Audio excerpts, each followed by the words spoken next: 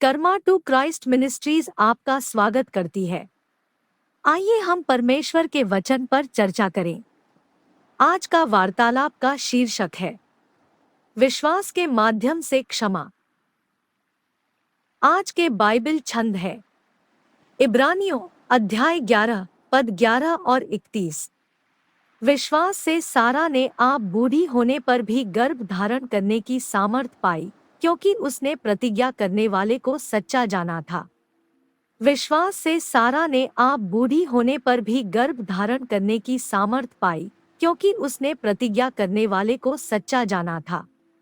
तथा 1 यूहन्ना अध्याय 1 छंद 9। यदि हम अपने पापों को मान लें तो वह हमारे पापों को क्षमा करने और हमें सब अधर्म से शुद्ध करने में विश्वासयोग्य और धर्मी है। तथा यूहन्ना अध्याय 10 पद 10। चोर किसी और काम के लिए नहीं परंतु केवल चोरी करने और घात करने और नष्ट करने को आता है। मैं इसलिए आया कि वे जीवन पाएं और बहुतायत से पाएं। क्या आपके विचार इतने अंधकारमय हैं कि यदि उन्हें स्क्रीन पर प्रदर्शित किया जाए तो आप अपने सभी दोस्तों को खो देंगे? क्या आपका अतीत इतना बुरा है कि अगर सब कुछ उजागर हो जाए तो आपका अपना परिवार शायद आपको अस्वीकार कर देगा? क्या शैतान आपको लगातार याद दिला रहा है कि आप नकली हैं और आप वास्तव में परमेश्वर से प्यार नहीं करते हैं?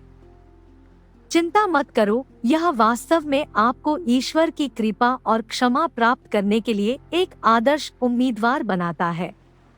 हालांकि इस क्षमा के साथ मिलने वाली जीत में जीने के लिए आपके पास विश्वास होना चाहिए। न केवल यह विश्वास कि ईश्वर अस्तित्व में है, बल्कि यह भी विश्वास है कि जब आप अपने पापों को ईश्वर के सामने स्वीकार करेंगे तो वह आपके सभी पापों को माफ कर देंगे। हम इब्रानियों की किताब में सारा और राहब के बारे में पढ़ते हैं। सारा एक महान भविष्यवक्ता की धर्मी पत्नी थी और राहब एक वेश्या थी। उनमें केवल एक ही समानता है कि उन दोनों को आशीर्वाद प्राप्त करने के लिए अपने विश्वास का उपयोग करना था। ईश्वर आपके अतीत या वर्तमान की असफलताओं पर ध्यान केंद्रित नहीं करता, बल्कि आपके भविष्य को सीधा करने के लिए आपके विश्वास को देखता है। सारा को बुढ़ापे में गर्भधारण करने के लिए शक्ति की आवश्यकता थी और उसने उस पर विश्वास किया जिसने वादा किया था। राहब को विश्वास था कि परमेश्वर हमेशा अपने लोगों को जीत देते हैं। इसलिए उसने जेरिको के अंदर अपने घर में इजरायली जासूसों को छिपाने का फैसला किया और इस तरह यहोवा की पूजा करने का उसका फैसला साबित हुआ। बाद में उसे जबरदस्त आशीर्वाद मिला। जेरिको के गिरने पर उसकी जान और संपत्ति बच गई और वह मसीहा के वंश का हिस्सा बन गई। इसी तरह हमें ईश्वर ने जो वादा किया है उस पर विश्वास करना होगा, न कि शैतान, हमारे अतीत, हमारे अविश्वासी दोस्त, हमारा परिवार या यहाँ तक कि चर्च में हमारे बुजुर्ग हमारे बारे में क्या कहते हैं, उस पर विश्वास करना होगा। हो सकता है कि आप अभी भी कभी कभी असफल हों और दूसरों को तथा खुद को नीचा दिखाना जारी रखें, लेकिन यह अंत नहीं है। यदि यीशु ने एक नए और प्रचुर जीवन का वादा किया है तो इसे विश्वास के साथ जीना शुरू करें।